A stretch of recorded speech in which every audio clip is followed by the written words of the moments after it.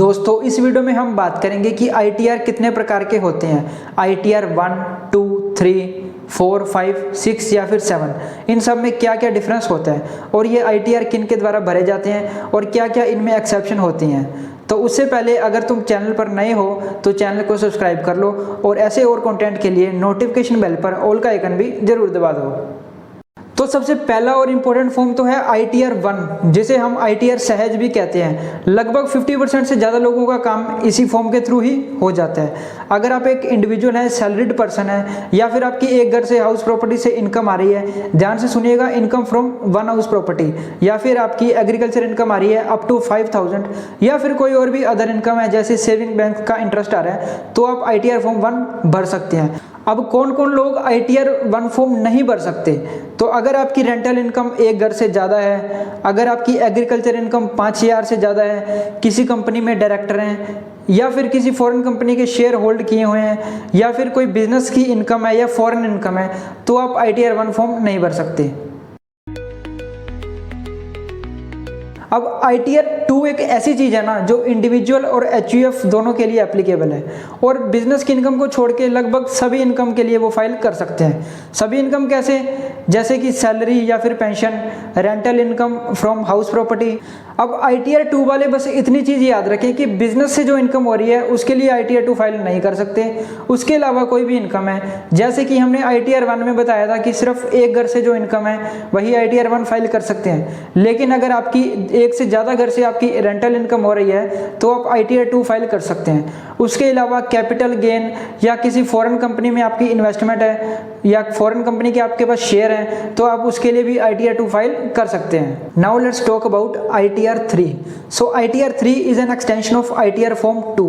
अगर मैं ITR 3 की बात करूं तो अगर आपकी बिजनेस से इनकम है तो आप ITR 3 फाइल कर सकते हैं। उसके अलावा किसी पार्टनरशिप फर्म से रेम्यूनरेशन रिसीव हुआ है या फिर कोई भी हाउस प्रॉपर्टी से इनकम हुई है, सैलरी या कमीशन या फिर rental income from house property हुई है, तो उसके लिए आप ITR 3 फाइल कर सकते हैं। अब कौन कौन नहीं कर सकता ITR 3 फाइल, ये चीज़ भी जाननी जरूरी है। तो no person other than individual and HUF, यानी कि इंडिविजुअल और HUF के अलग से कोई भी और है, यानी कि कोई कंपनी है या कोई फर्म है या कोई भी सोसाइटी है, तो वो ITR 3 फाइल नहीं कर सकती। अब जो business books of account maintain नहीं करते उनकी इनकम कैसे कैलकुलेट होगी, ये भी सोचने वाली बात है। तो उनकी इनकम कैलकुलेट होती है प्रिजम्पटिव इनकम के बेसिस पर।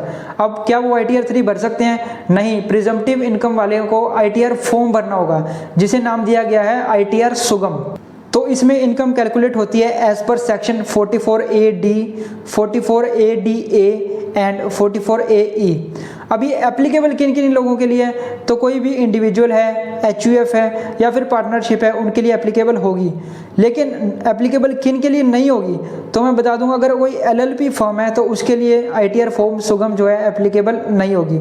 उसके अलावा किसी की इनकम 50 लाख से ज़्यादा है उसके लिए भी एप्लीकेबल नहीं होगी। किसी की इनकम एक घर से ज़्यादा आ रही है, एग्रीकल्चर इनकम 5000 से ज़्यादा आ रही है या फिर सेम चीज़ किसी कंपनी का डायरेक्टर है, तो उसके लिए भी ITR फॉर्म सुगम जो है एप्लीकेबल नहीं होगी। अब बात कर लेते हैं ITR 5 की। ITR 5 किन किन लोगों के लिए एप्लीकेबल होगा? तो ITR 5 की बात करें तो ये किसी भी बॉडी कॉरपोरेट के लिए, एसोसिएशन ऑफ पर्सन के लिए, BOI यानी body of individual, local authority, artificial judiciary person, कोई कोऑपरेटिव सोसाइटी, कोऑपरेटिव बैंक या फिर कोई भी पार्टनरशिप फॉर्म हो, उनके लिए ITR 5 एप्लीकेबल होती है। तो उसके बाद अगर मैं जाऊं ITR 6 पर, तो ITR 6 सिर्फ एक ही के लिए एप्लीकेबल होती है, वो है कंपनीज के लिए। सिवाय कंपनीज के उसको कोई भी फिल नहीं कर सकता। अब कंपनी चाहे वो प्राइवेट लिमिटेड हो या फिर लिमिटेड कंपनी हो, दोनों ही उसको फाइल कर सकते हैं। And the last and final is ITR 7। ITR 7 only applicable for charitable institution या फिर सेक्शन 8 के अंदर जो कंपनीज आती हैं उनके लिए। तो दोस्तों मैंने आपको बता दिया कि कौन सा ITR किस पर्सन के लिए एप्लीकेबल होता है। उम्मीद करता हूँ ये जानकारी आपके लिए इन्फॉर्मेटिव रही होगी, और अगर तुम चैनल को पहली बार देख रहे हो तो सब्सक्राइब जरूर कर लेना और इस वीडियो को अपने दोस्तों के साथ शेयर करना भी ना भूलना। धन्यवाद।